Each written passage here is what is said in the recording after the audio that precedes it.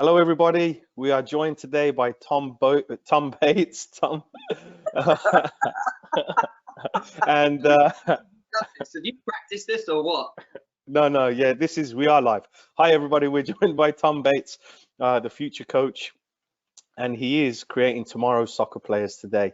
We're also joined by Steve Davis and Kat Nichols, and they'll jump in at some stage. Everybody, thanks for joining us. We hope you're well wherever you are in the world. And this month's core value is actually advice.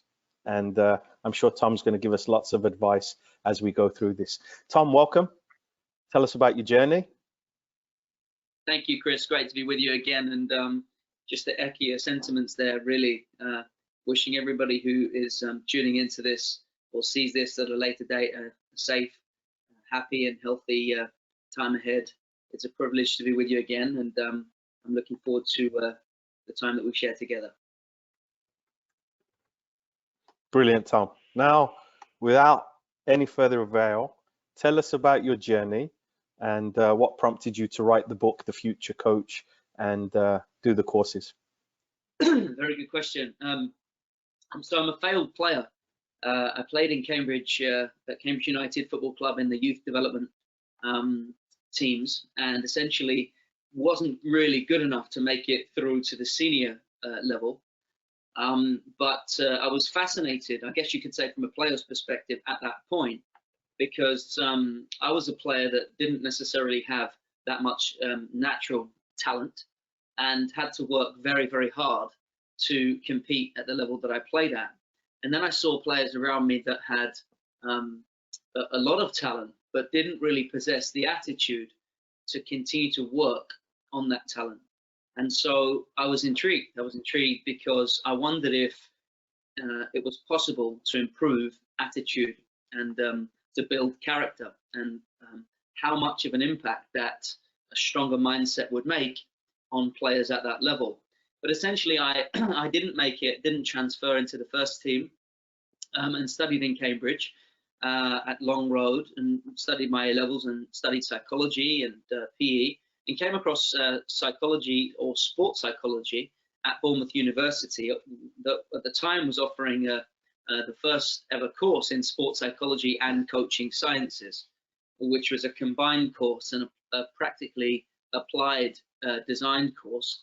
In my third year, allowed me to go out into a placement and work with AFC Bournemouth as a coach. So that was my first step into actually coaching. And I coached in the Centre of Excellence there at AFC Bournemouth for a period of 2.5 years, and spent my time practicing as a sports psychologist with the youth team at AFC Bournemouth under my boss, Eddie Howe, who's of course now the first team manager, and a guy called Joe Roach. And really that was the start of the journey. But I guess you could say that this sort of intrigue as a coach, I was doing my badges, I did my qualifications, I became a UEFA A license coach, working with academies predominantly for 10 years after that. But I realized there was something beyond the X's and the O's, beyond strategy, beyond getting the tactics or formations right. And I became inquisitive. I was curious about how to improve mindset and the influence that a positive mental attitude can have. And so the question arose as a coach, can you start to build character? Can you improve mindset? And of course, the answer is yes. So from that point on, and for the last 20 years, really, I've been working within professional football, but now in a consultancy role with Team GB ahead of the Tokyo Olympic Games, which will now take place next summer, and with a select group of teams and players from the Premier League, the Championship, and the lower divisions. And I guess the culmination of all of those experiences was ended up in me writing my first book, The Future Coach, which is about all of those applied principles in action. Fantastic. Kat or Steve, do you have any questions so far on that?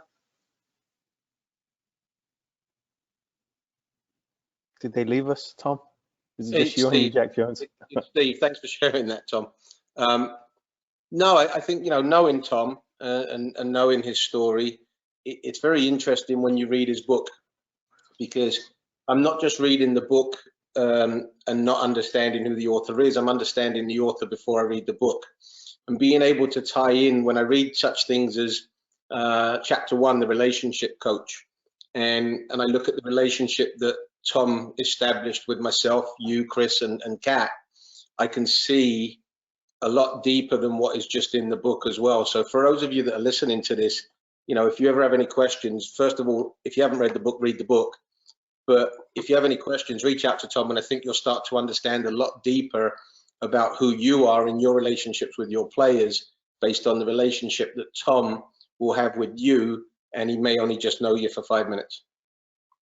Yeah, and I think, you know, Kat, as we're going to come to you next. But having said that, Steve, you know, I went over to England, Tom, remember? And I came to Aston Villa, and you welcomed me with open arms, as it were. And basically, we sat in your office where you invited in, you know, 3 or 4 academy coaches. And to be fair, I think they had more questions for me than I had for them, and you just facilitated the conversation, right? And we'd known each other. I think we'd done a webinar. You'd welcomed me in. I spent, I think it was probably like an hour and a half in your office when you were with Villa. And then I kind of said, well, I got to go. And you were like, well, why? And I'm like, well, my mum and dad are outside.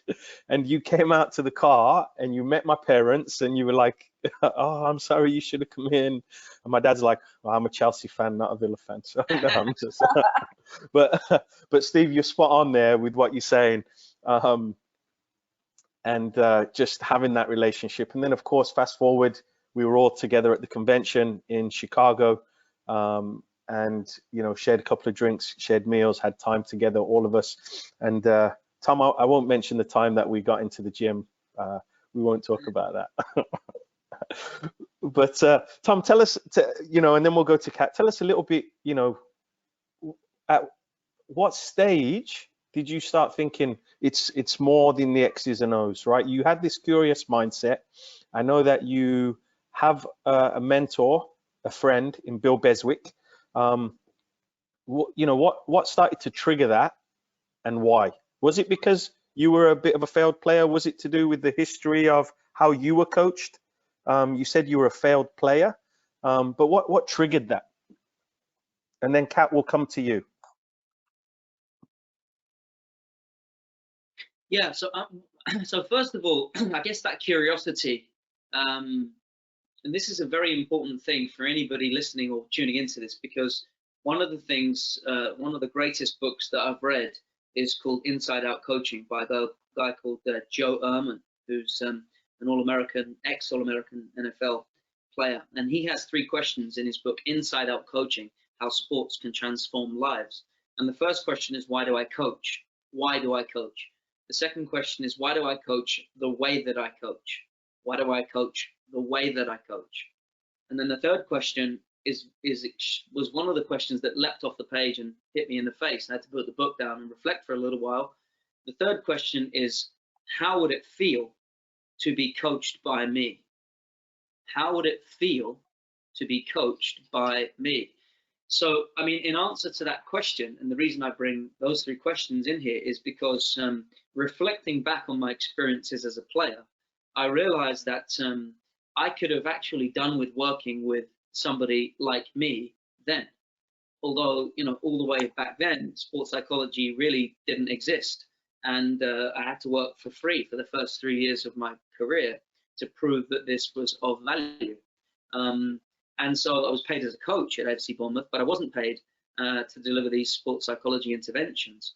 And so really as a player, I was continue that search, I guess you could say, and continue to reflect on my previous experiences, both, you know, the triumphant ones, but also the hurtful ones, the painful ones, the ones where I didn't quite make the grade, the ones where I, in quote, failed, and the ones where I perhaps allowed anxiety to get the best of me and didn't perform at my very best. So I was constantly on a quest to try to discover why is it and how is it that I can improve that part of myself, but more importantly, help my players to overcome similar things.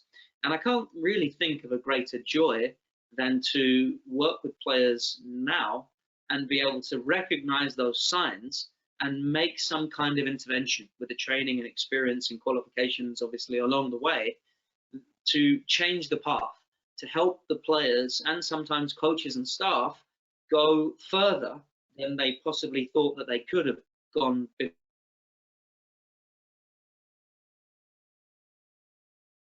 Force about why it is that I do what I do. And I think the reason why all of us here, Steve, Kat, and yourself, Chris, are connected, because you guys have, as you mentioned, the convention, come on board as course ambassadors. You know, part of the core motivation is to find like-minded people, to have an energy team that believe in the message and can also help more and more people. And that's why the Future Coach book was turned into a course. And I asked you guys to become ambassadors, because I believe that this is about making a real positive difference for as many people as possible.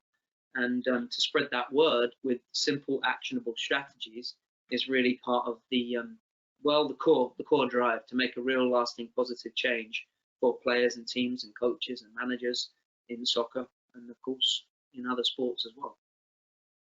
Fantastic. Kat, anything to jump in on there?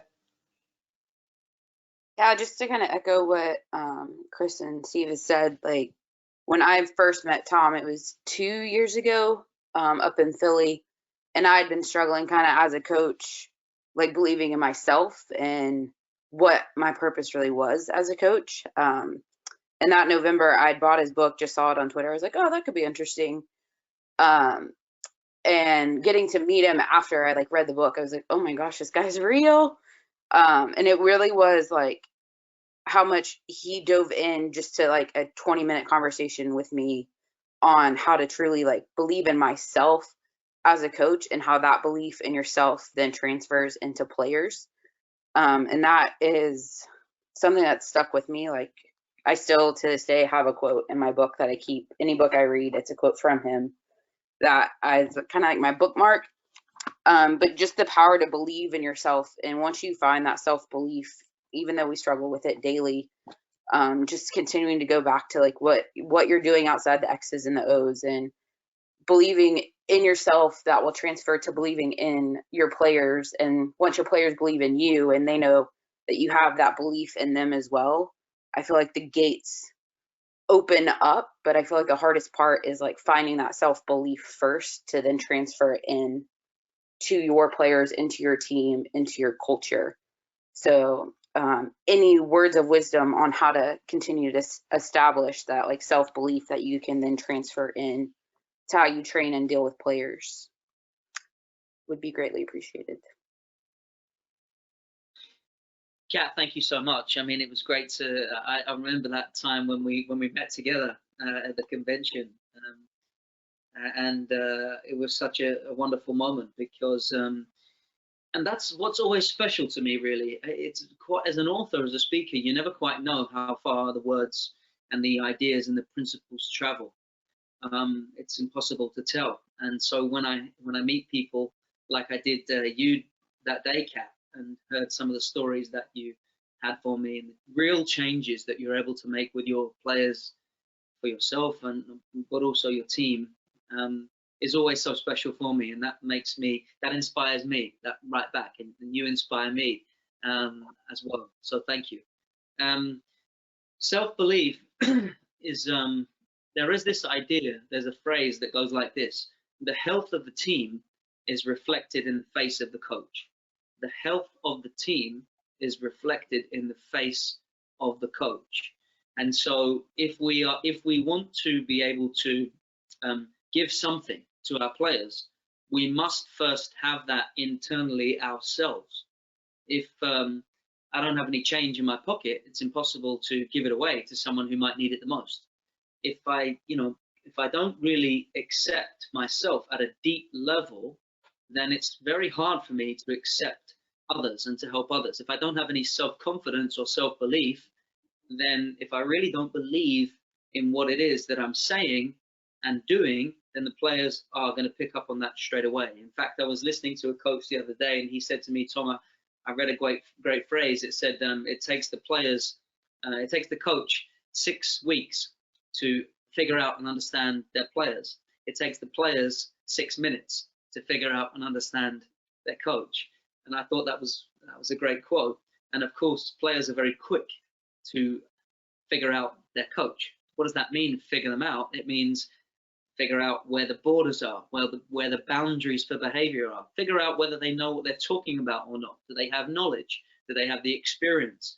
But more importantly than all, do they really believe in what it is that they are saying? Because there's that quote from Maya Angelou that says, I don't care how much you know until I know how much you care.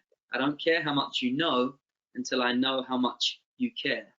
So when we approach our players from the perspective of building the relationship, we were speaking about chapter 1, the relationship coach. When we approach this idea of coaching our players to understand them as people first, to see the world through their eyes, we can infuse a level of belief in ourselves through service to others. It's kind of a paradox. How could I possibly believe in myself more through service to others? Because I get out the way of my own self. I get out the way of my own ego.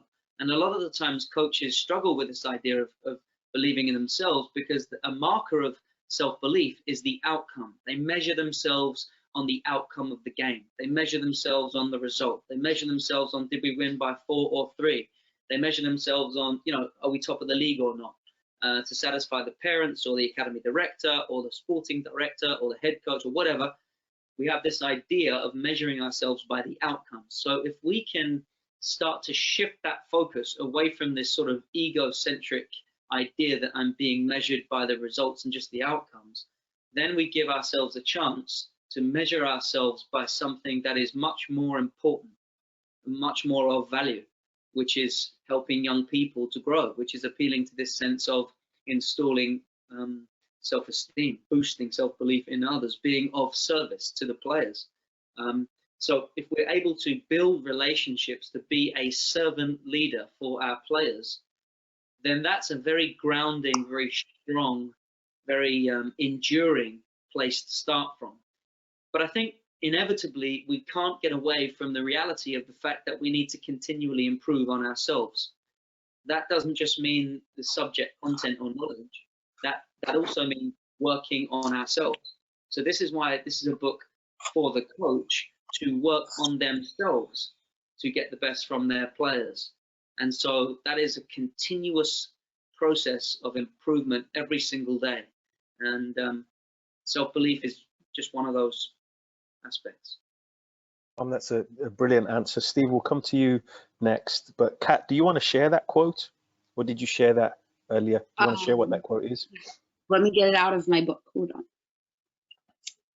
It says, to empower, we must understand. To understand, we must connect. Find the values of each athlete, thus negotiate the program based on individual needs. And then on the back of it, it says, lasting success comes from struggle. Right on the other side of challenge lies growth. Fantastic. Fantastic. Steve, do you want to jump in there? Briefly on that one. Yeah.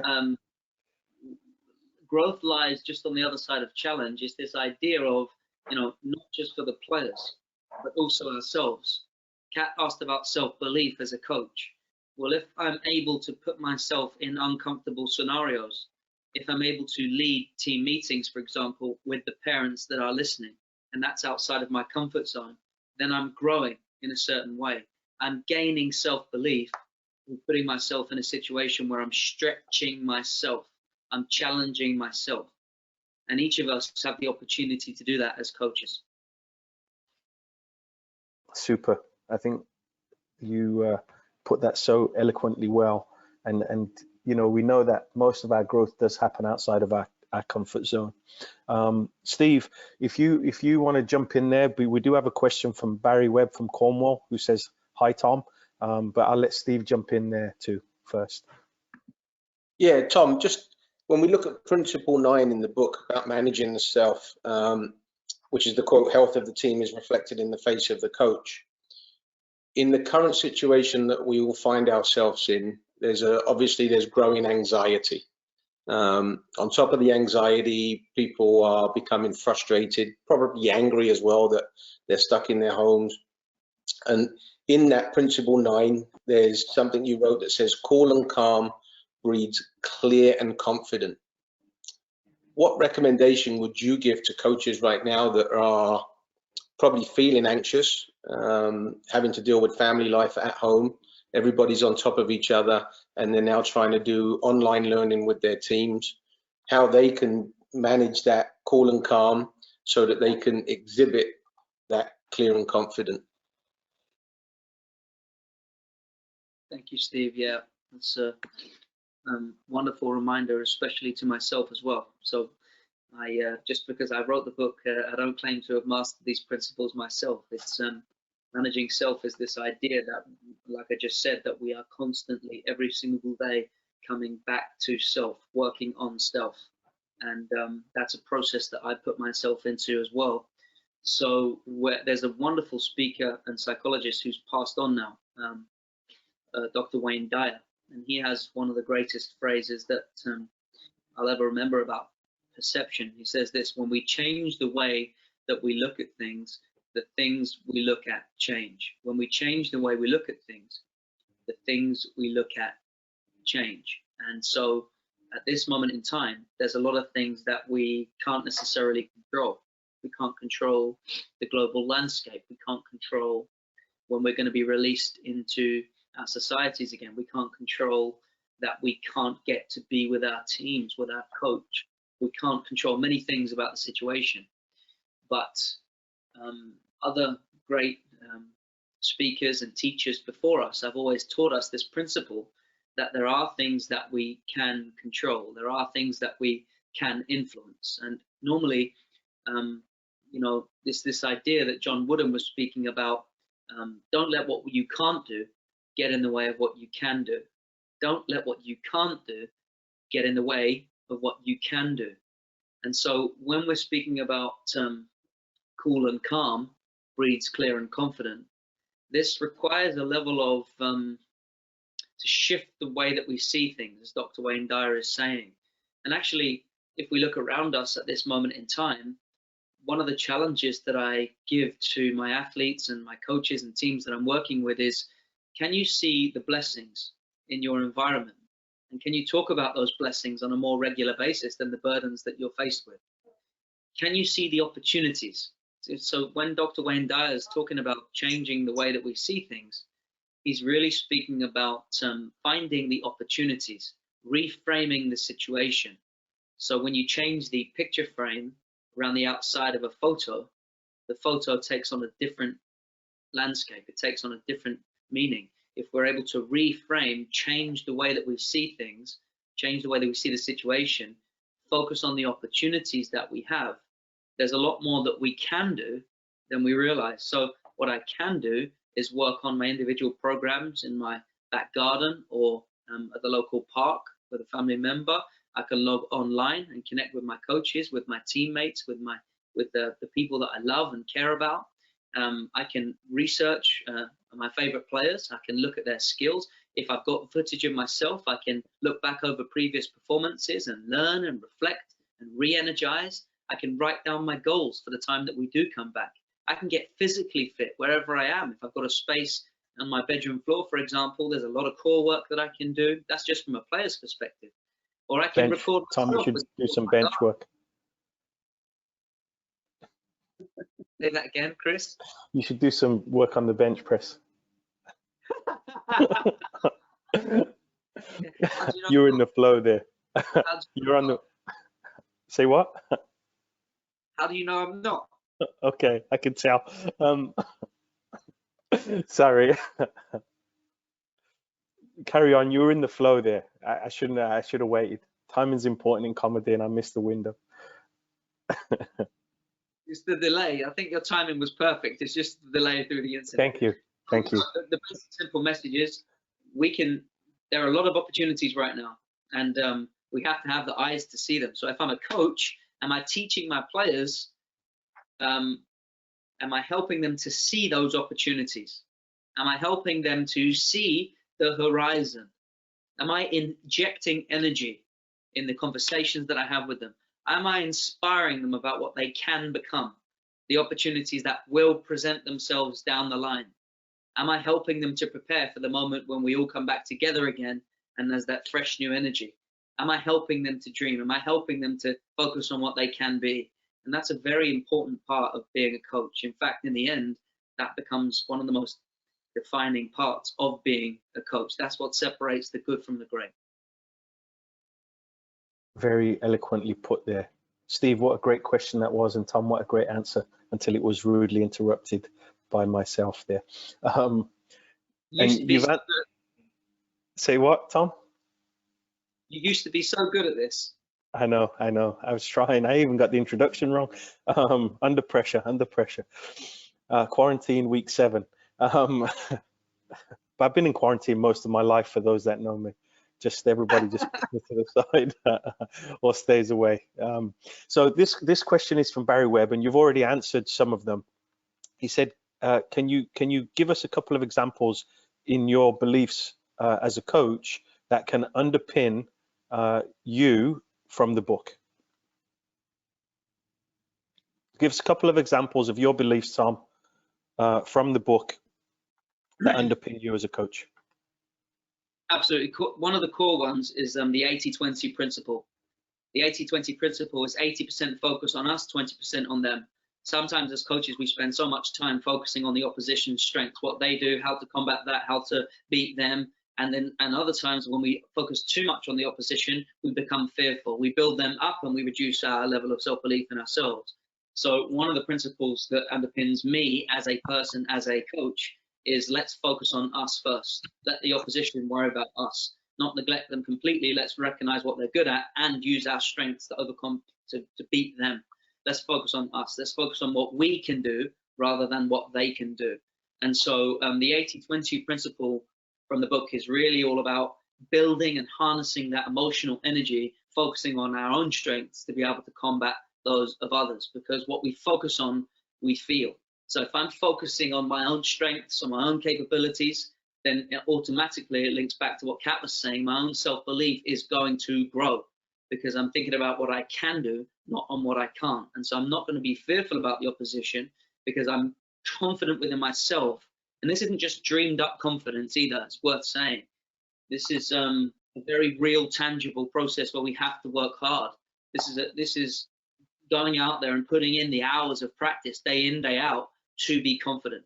So when you get to match day, you can be confident, you can tick those boxes, because when you look back on Monday, Tuesday, Wednesday, Thursday, Friday, I've done the work necessary to be the best that I'm capable of. So the 80-20 principle is very, very important for me. Steve already mentioned it in chapter 1, the relationship coach. That really is underpins everything. It's the reason why it's the first chapter, because when we start to look at our players as people and think about the real human connections that define performance, we understand that technical tactical is unquestionably extremely important. The physical preparation is undeniably crucial. So technical, tactical, physical, obvious, but in the end, this common denominator of all of the great coaches appears again and again, to understand the individual differences of our players, to respond to them and get the best from each individual and the team as a collective. And that for me is about building effective relationships with people, because as Maya Angelou says, people will forget what you said, they'll forget what you did, but they'll never forget the way you made them feel. And when I think back to the greatest teachers that I've had as a coach, why do those, we can ask ourselves that question, can't we? Who was the most positive influence on me in my life? Who's been the best coach that I've ever had? And we'll think back and sometimes we'll say, yeah, they did have the content and the context knowledge and the intellectual capacity to understand the subject matter, but there was something else about them. They injected enthusiasm. They made me feel valued. They really got me. They understood who I was and where I was coming from. They went the extra mile to make me feel special. So these traits in the end are the lasting, enduring traits of the great coaches that we've had, and they stand out again and again. And so that's why the questions that Joe Ehrmann asks in his book, Inside Out Coaching, are so very important. How would it feel to be coached by me? Fantastic. Steve, you want to jump in there? Yeah, I think it's great, and that was a great question from Barry. You know, when Tom talks about the 80-20, that's something that I always try to talk to the players about as well. You know, recognizing who the opponent is very quickly, what their strengths are, what their weaknesses are, and going back to what we talked about earlier with the relationship coach, that relationship that I then establish with my players, working through the 80-20, gives them a sense of ownership, and it's part of our team agreed upon behaviors and standards. So listening to Tom talk about that, it's just, again, it reiterates a lot of what I've been doing. So it serves a great purpose for me because, you know, I now understand the job that I've been hired to do. I understand the job the kids expect me to do. The standards and expectations I set for myself are constantly being evaluated and reevaluated by the players because they have that voice. And again, that ties into, you know, building the positive attitude and creating a landscape that is a leadership landscape. I think that's brilliant. Tom, do you want to jump in there before we go to Kat to add to that? I just want to bounce off a few of you right now, actually, and open this up a little bit because it's something that we discussed at the convention, and it's really a question to all of you and part of the discussion.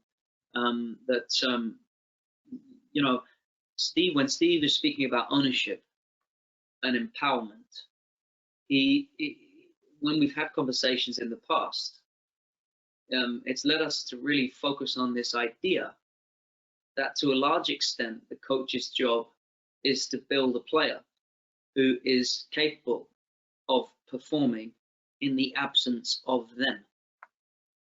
And this is something, as you know, that features in the book from a story from my time at Barcelona, but maybe we won't go into that now, but it's something that I experienced and learned. And so I would just ask you guys really, how important do you think that is? And what are some of the things that you do as coaches to help the player, as Steve says, take ownership, feel empowered, but ultimately perform independently in the absence of your direct intervention? What are some of the things that you guys do? Kat? Yeah, good question. So kind of the whole 80-20 coach part, I've somewhat turned it into my players being more like 80-20 players, like know your opponents, but they often step out on the field. Like if we're playing one of like our rivals, they're like, oh my gosh, they're so good. And they're so focused on those players and what they can do and what the other team is good at. And they fail to forget what we've prepped for and how good they can be. And so trying to challenge them to be more 80-20 players. So yeah, we know their strengths, their weaknesses, but what can we do as a team? What can you individually do as a team in this moment to get us through? And each player has like their role within the team, and we've done some team building, especially now in these times that we're in, like Zoom calls.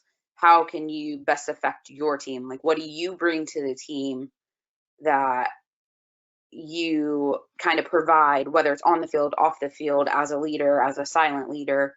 What are you doing to help your team? And then as a team, like, what do you think that this individual person brings to the team? So now we're having this whole collaboration discussion.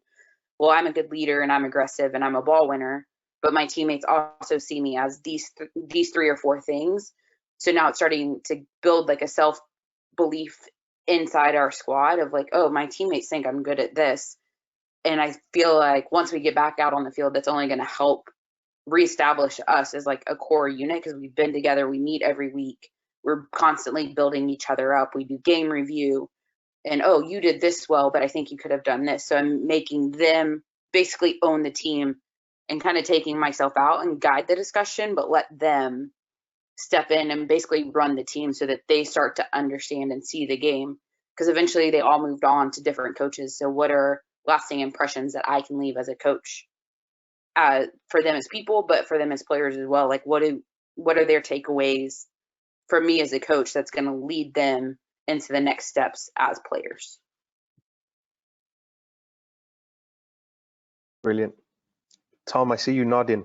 Did you have something to add there, or a comment back for Kat? Kat constantly reminds me of these simple, actionable strategies that we can put into place, and she asks such great questions. You know, when she's speaking about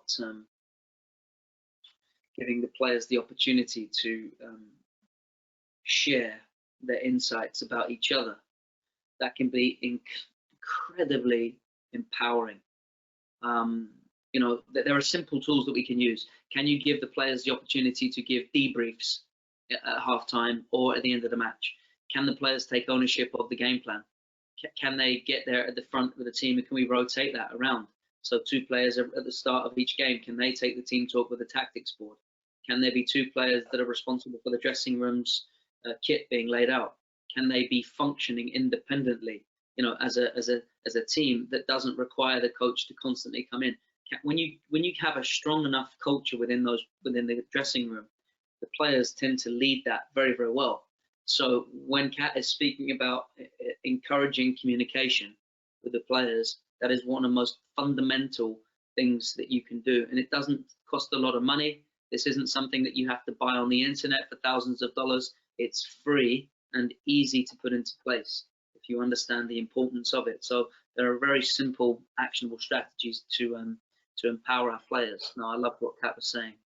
Yeah, and just to jump off of that, being cognizant of the delay, you know, we do a session called Super Strengths, right? What are the 3 super strengths that got you here? Because, you know, with Steve, I first met Steve about 10 years ago at a Rush Select event, which was getting all the best players or the best nominated players from around the country and those who could afford it, and we take them to this event. So we took a few leaves out of Mr. Beswick's book about a player psychological profile, right? How do you deal with this? How do you deal with that? And then we started to put people together and say, okay, what is your super strengths? What got you here? Do you believe in yourself? Da, da, da, da. And now what we did was we flipped that, and with players that started to know each other, we started to get them to talk about 2 things. So Tom, I talked about 2 things I admire about you and your play. So now we're, like Kat said, giving it, and we focused on the super strengths. But what we did was it helped the players, even as young as 9 and 10, realize and recognize, wow, I didn't realize somebody else admired this about me. And they wanted to do that even more to you know, get those, not just the accolades, but the words of affirmation, as opposed to just praise and becoming praise junkies, help those players become even more tuned in and invested. So I thought that was important to say, and good stuff there from Kat. Steve, do you want to jump on that? Yeah, it's you know, again, it just goes back to like-minded people. You know, we're connected for a reason. We truly care about player education, player development. We truly care about coach development, coach education. We collaborate to ensure that our ideas are being received by other coaches and implemented. As a coach educator, I always say that it's easier for me to influence, and Tom knows why I use the word influence, not impact. It's easier for me to influence one coach who can influence 15 players as opposed to me trying to go out there and influence the players. So if we can constantly share ideas like this, like what Kat just had and what you were just talking about, Chris, the more that we can influence coaches to implement these ways with players to allow them to feel empowered, to give them a voice, give them a choice, we're going to create playmakers of the future. Great phrase. Not just the future coach, but playmaker of the future too. Do you want to expand on that, Tom?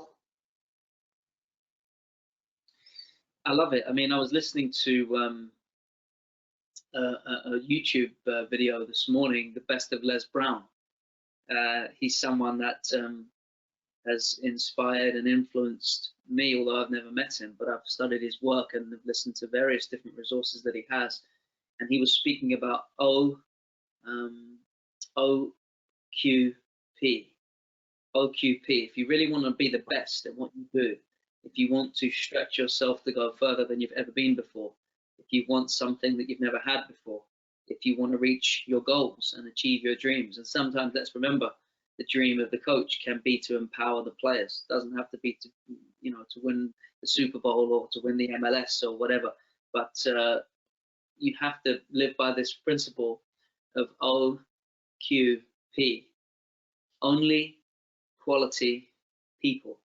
We have to surround ourselves with the people that lift us up, that inspire us. We have to think of ourselves as coaches in that way. And we have to build that kitchen cabinet of people that are able to influence us, to help us learn. And so then when Steve is speaking about we're together for a reason, there is no doubt in my mind that we're doing this for a reason. And the reason is to be able to help others as much as possible, to learn ourselves, to continuously improve ourselves so that we can help others, our players and other coaches that are out there, to live a life in service to others. I know that might sound a little bit deep and profound, but more now over the last 5 years, I think a shift from gaining the accolades myself and achievements, and there have been some over the years, but like I said, the hidden curriculum, the great success, if you like, the greatest success, is when you see others grow, learn and improve to better themselves. So that's the driver for me, and I know that at a fundamental level, we're talking about values here, values, coaching values, life values, and it's important, as Les Brown is talking about, to surround ourselves with only quality people, OQP. Fantastic. I'm not sure how I got into your list, Tom, but I appreciate that. Maybe it was by default. So this comes in from the birthday girl, Deborah. Happy birthday, Debbie. She's a retired PE teacher, and she has a couple of things. She says, don't you feel believing in yourself is the core value of life in whatever you do? And this is a retired PE teacher who's her birthday. I think that's a very short answer to that, right, Tom? Well, the short answer is wishing you a very happy birthday. Thanks for tuning in on your birthday, by the way. So thank you for that. And of course, the answer is yes. There's a film out there that's turned into a book called The Secret. And one of the phrases from that book and from that film is that if you can see it in your mind, you're going to hold it in your hand. If you can see it in your mind, you're going to hold it in your hand.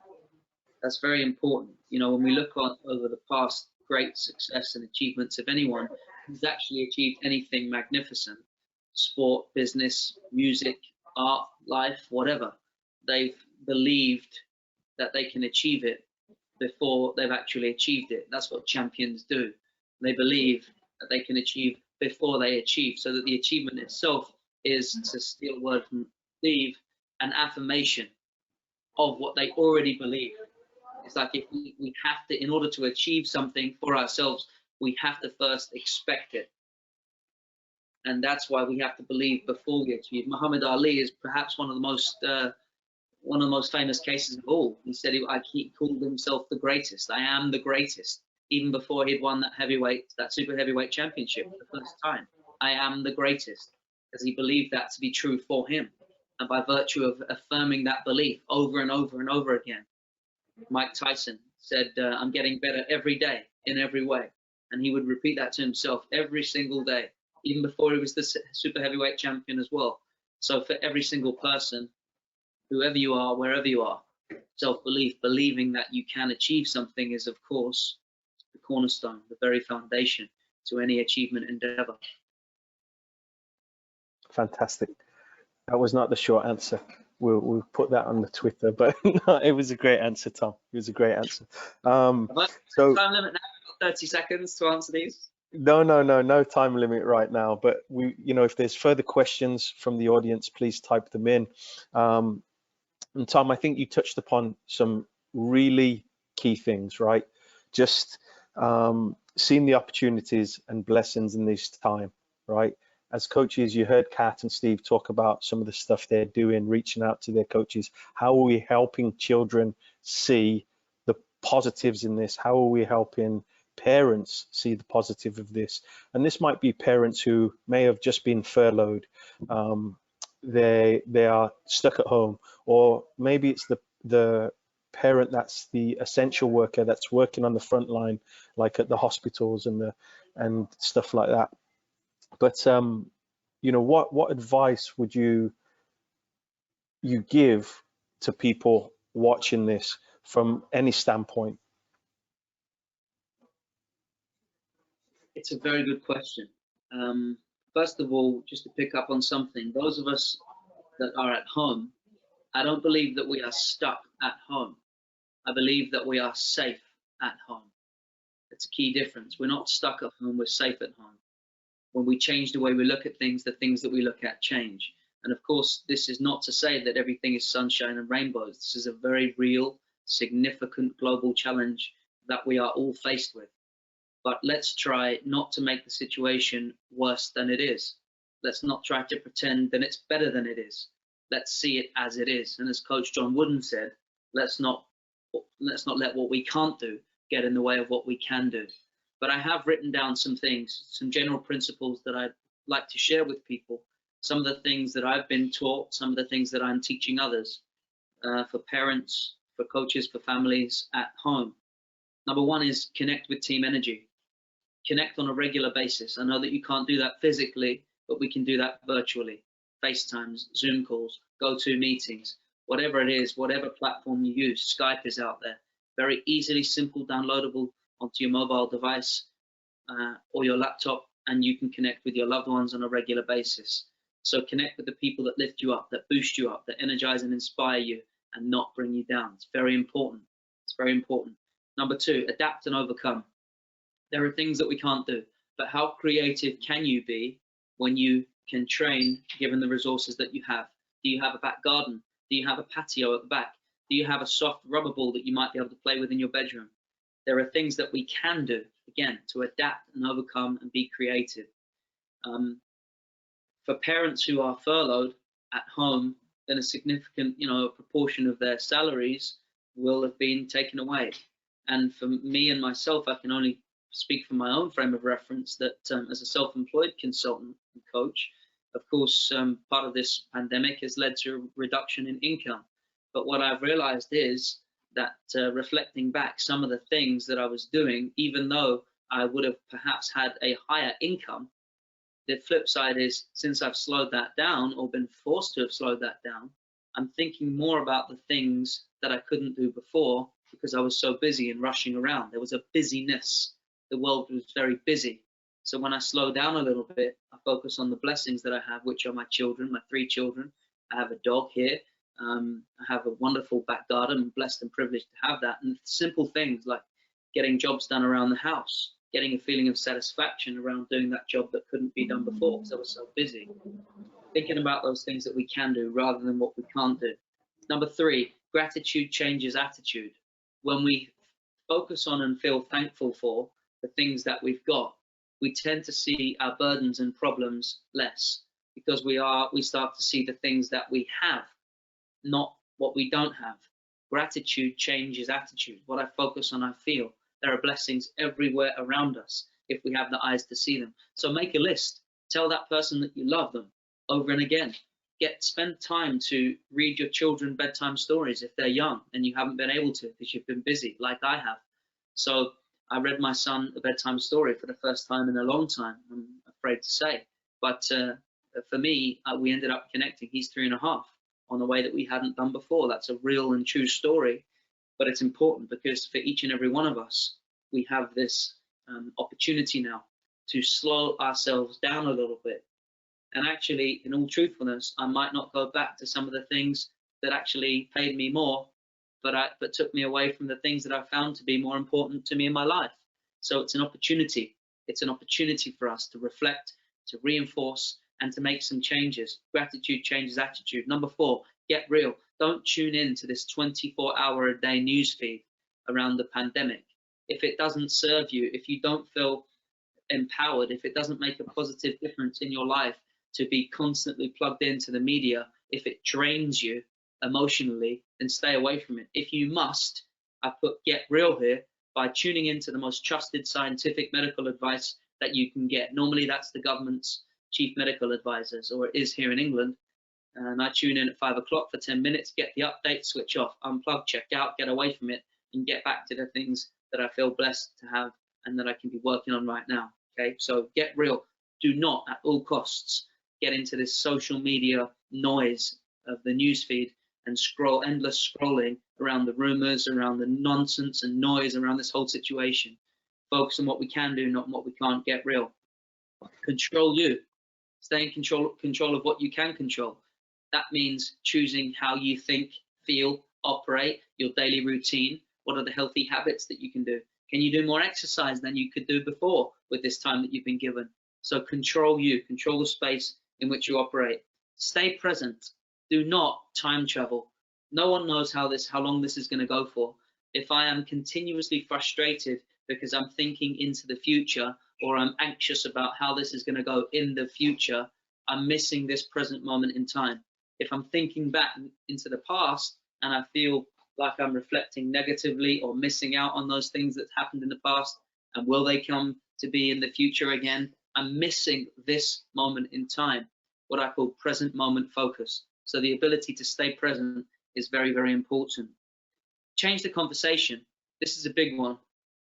At the moment, when we connect with our friends, sometimes there's a tendency to talk about how bad the situation is, and to speak about the pandemic, to speak about the coronavirus, to speak about how many countries it's in. You know, when we spend our time speaking about it over and over and over and over again, we're actually conditioning ourselves at a very emotional level, psychological level. So change the conversation. Do something different, you know. Speak about something else. Speak about a dream that you've got. Speak about what it is that you're working on right now. Speak about your exercise regime. Speak about the nutrition that you've changed. And that leads us into doing something new. Can you, even if it's a meal, it's a new meal in the kitchen that you've never cooked before, or it's a slightly different twist on that meal that you've prepared previously, or changing the furniture in a room, varieties of human need. Try something new, do something different. Anything other than get stuck in the same routine day after day. Life becomes a treadmill. That leads us into have fun. Have fun. Do the things you love. Do the things you enjoy. I'm learning to play the piano. That's something new. I enjoy it. It's my time and space. It's very important to have your own time and space to do something that you enjoy. And if you can, have as much fun as possible. That was 9, right? That was 9, Tom. Just like the principles in the book. Yeah, it is. And number 10 is, in all seriousness, don't overthink too much about this. It ties into staying present. All of us are going to be affected by this in some way, shape, or form. But I believe that inside each and every one of us is a real capacity to overcome this great challenge. The resources that we have inside of us. If it wasn't true that we weren't capable of responding to the many great challenges that we've faced in the history of mankind, we simply wouldn't be here right now. And the truth is, we are resourceful enough. We are going to overcome this challenge, and we're going to come out the other side. And I believe that humanity as a whole will be much better in the end on the other side of this. Life is going to be magnificent, much better than before. And it's an opportunity for us to really think about how we are going to re-emerge from this together in a better way.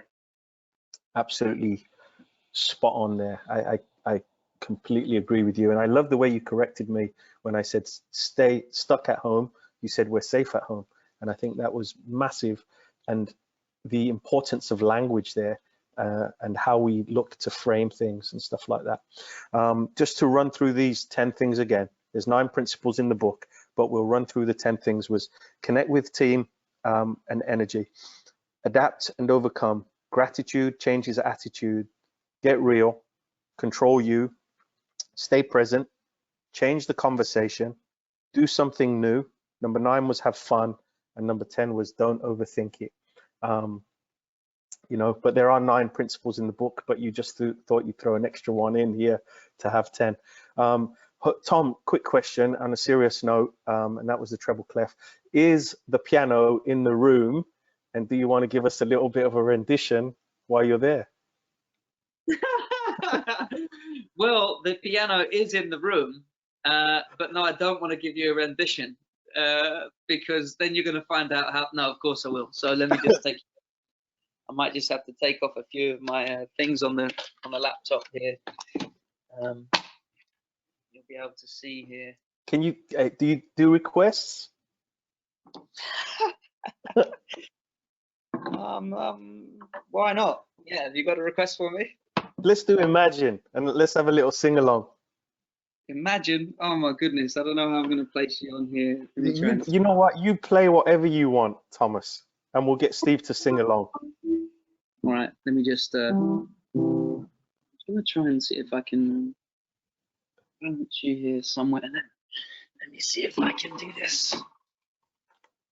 And we can go like, can you see me? We can see you, yeah. Okay, this is it. Ready?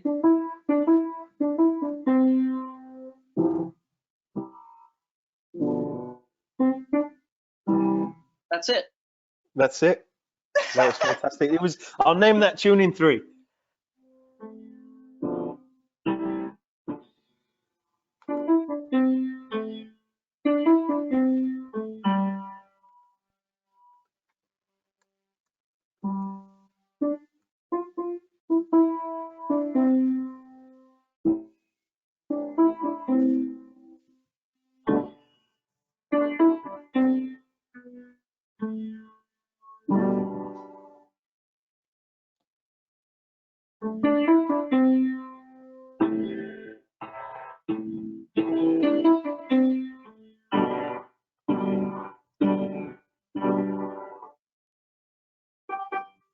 And I don't know the next part yet. That's okay. So Barry Webb says, great effort, Tom. Damon Frederick, my friend from Missouri, says, your vulnerability is refreshing. I don't know whether that's a compliment or an insult, but fantastic. We love that you did that. No, it's a wonderful thing, isn't it? Vulnerability. It's a great comment. Who said that? That was Damien from Missouri, my good mucker. Debbie just says this comment. It is a birthday, so we do have to say the comment. She says, Tom resonates a spiritual side of life in general. So I think what she's saying is you have a very calming influence there, and we appreciate that. I felt that the first time we ever met. I think that's important to say for someone of your age. You have maturity and a wiseness beyond your years, and you have this calming influence and welcoming demeanor about you that is so refreshing, and you know, just makes you who you are and what you are. And thank you for that. I have to just say, as Einstein has very famously said, if I've seen further than most, it's because I've been standing on the shoulders of giants. If I've seen further than most, or it could have been Isaac Newton, one of them, Newton or Einstein. Both are great to research and study. But I mean, the point is, of course, that I've been very blessed to have some wonderful teachers, and credit is due to those teachers. And of course, doing things like this, I really do. I genuinely learn so much from speaking with you guys as well. And this is one of the things that I love to do. This is something that I'm practicing for myself. I love to connect with my team energy. You're on that team. I love to learn and hear your stories as well. And I think all credit to everybody else really that joins in the journey. And the other thing about Debbie's comment about spirituality, you know, there's each and every one of us has a spirit to connect and reflect and grow, and it's a very important part of our journey as coaches, as people. So thank you very much for having me on again. It's great to have done this with you. Yeah, no, we love having you. And before I turn over to Kat and Steve and ask if there's any more questions, and be sensitive to your time, because I know it's probably new meal time that you're going to try and cook. Let's talk about the book, where people can get it, but also the website. and the course, and the way they can register for the course and what they can expect. Sure. Well, the Future Coach is really, I guess you could say, an amalgamation of all of the things we've been discussing in a little bit more detail.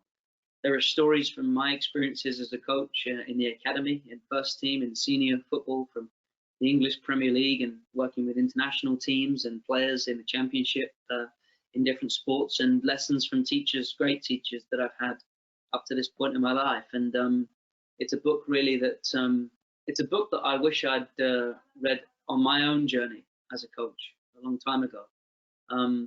And I think the Future Coach course online is an opportunity to interact a little bit more with other like-minded people. So of course, Steve, Kat, yourself are course ambassadors for the Future Coach course online.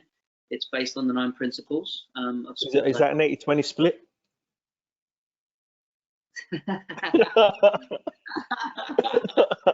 I'm just... Well, actually, what we've done is we've created a free introductory course for coaches that want to just get a flavor for some of the principles in a little bit more detail, and take part in quiz questions and share some of their experiences. And that's the great power of the reason why we wanted to make it interactive and engaging, so that coaches could come on board and share their experiences and connect with other coaches who are challenged in a similar way.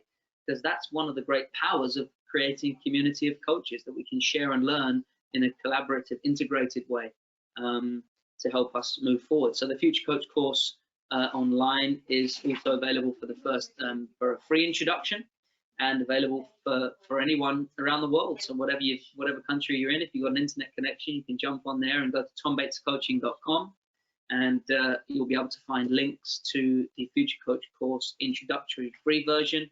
And there's the paid version is also available for you as well. The book is available on Amazon, doing very well.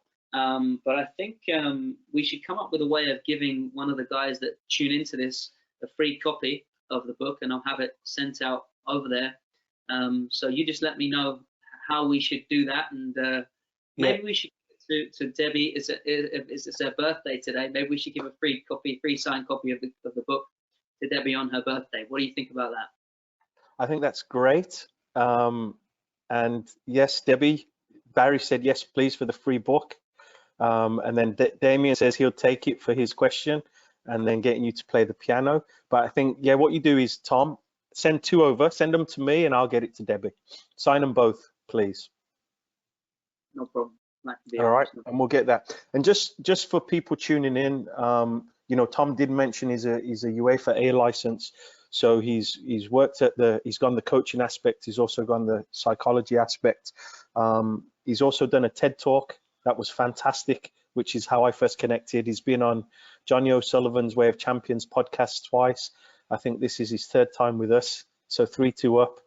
We're up 3-2 against Johnny right now, and you know, as you see, Tom is genuine. He's real. He's a great man. But Steve, Kat, I'll give something to let you guys wind it up, and see if there's any more questions coming in as well. Kat, you want to go first? Yeah, I'll go first. So I can't speak highly enough about this book. Like, I know I'm a course ambassador, and like that's what I'm supposed to say, but even if I wasn't a course ambassador, I've read the book 3 different times, and every time I read it, I have to have a different color pen and a different color highlighter, and there's notes all over the place, and I date it so I know like when I made certain notes, and the overwhelming like calm and refreshness I feel every time I read through the book. It just kind of restarts and re-engages and relights a fire inside of me, so that I can pour in not only to my team but into my coaches and into myself. So the best thing I really love about the course is the online forum and getting to engage with other coaches from around the world that are going through the same struggles that everybody else is going through. And it's just a place to kind of come together and talk and bounce ideas off of each other, where I haven't had that before, and I don't have a ton of people that I can just bounce ideas off of, because the whole sports psychology, thinking about yourself, thinking about the mental game is kind of a new phenomenon. I feel like that's sweeping. So there's not a lot of people that I really feel like I can engage with about it. So having the book by my side, but also having other coaches, having Chris, Steve, Tom, that I know I can dive into and ask questions and bounce ideas off of. It's kind of refreshing to know that there are other like-minded people out there that struggle, have the same questions, and that we can all kind of come together. So I highly recommend it. If you haven't read the book, have highlighters and pens ready, because there's lots of good takeaways to come from it. Brilliant, Kat. I'm gonna challenge you a little bit here. I'm gonna say when we change the way we look at things, the things we look at change. Okay. And you said struggles as opposed to opportunities. So I just want to highlight that there. I see Tom smiling. Tom, can we find a way of maybe doing a discount on the book, or is that something we can talk about offline, just to get a few more and get people on the free course and just because I think what Kat said is spot on. And the fact that she's read it 3 times. I lent mine and somebody stole my book. So if you're on this webinar, I'm coming, I'm looking for you. Steve. Of course, no, absolutely. Just to answer that straight away, I mean, obviously we're going to do the 2 free signed copies, but and on Amazon, it's, I think, I don't know what the dollars exchange is, but in pounds, it's like £12.99, £13, something like that. So yeah, for sure, we can do it for, you know, discounted rates to anybody who's interested. You can see I've got a couple of copies here in the house, and those could be cheaper and sent out. So yeah, it's also online, by the way, in Kindle format as well, which is a little bit cheaper, I believe, than buying the actual hard copy. So the benefits financially there, but we can certainly talk about discounted rates for sure. Oh, you know what? Maybe we'll just drive them to the website and they can do the free course as well. So Mauricio's asking, can I get the book out of the US? Mauricio, I think that's answered there because you can get it on Kindle. Barry Webb has just said, thank you. This is a great experience, refreshing and inspiring. Barry and I met online through the FA Hive Learning and stuff like that. And Barry's been a regular attendant to our webinars. But Steve, over to you before we let Tom wrap it up. Yeah, I'll just say something very simple and very quick. It's important that we recognize that we're not trying to get through this. We're trying to grow through this. Tom, write that one down. I think that's brilliant, Steve. We are trying to grow through this. Tom, any final words? How can people reach you apart from the Tom Bates coaching? I know you're active on Twitter. Maybe not as active now because you're home with Josiah, Isabel, and Noah and enjoying them immensely, which I had the pleasure of meeting, and the dog. Can't remember the dog's name though. Yeah, Oscar. Okay, I thought you'd renamed it Chris, but that's. But Tom, talk to us. Talk to us. Any final words? I just thank you very much. Thank you. Genuinely love doing this with you all. I hope it's been useful. Of course, there is the website, tombatescoaching.com. The book is available online in various different places, Amazon being the easiest place to access the material. Online is faster than buying the actual hard copy. The social media is also another way to contact me. So Twitter, Instagram, I have a YouTube channel. It's easily searchable. There's more videos conducted and interviews with professional athletes and other people that have interviewed me. The TED Talk is live there, some real practical sessions that have incorporated psychology into coaching. The live seminar that we did, the Future Coach seminar here at Derby County just 3-4 weeks ago, will be also available online for people to click on, and that was hosted with myself and Lee Carsley, who is the England under-21 assistant coach to Eddie Boothroyd. Lee came with me to deliver. So there's a bunch of resources online. You can find me all of the usual places on social, but more importantly than all, I think I'll just take this opportunity to wish everybody, whoever you are, wherever you are in the world tuning in, a very safe and happy and healthier time ahead, and God bless you all. Thanks, Tom. Fantastic. Thanks everybody for joining us. Thanks everybody who will watch this later. This was Tom Bates live from his his living room and his piano room. So this is going to go. Tom will send this one back, and you can put this on your YouTube channel too. Thank you very much, Chris. Tom, we'll talk soon. Thanks. See you, everybody. Thank you. Bye, everyone.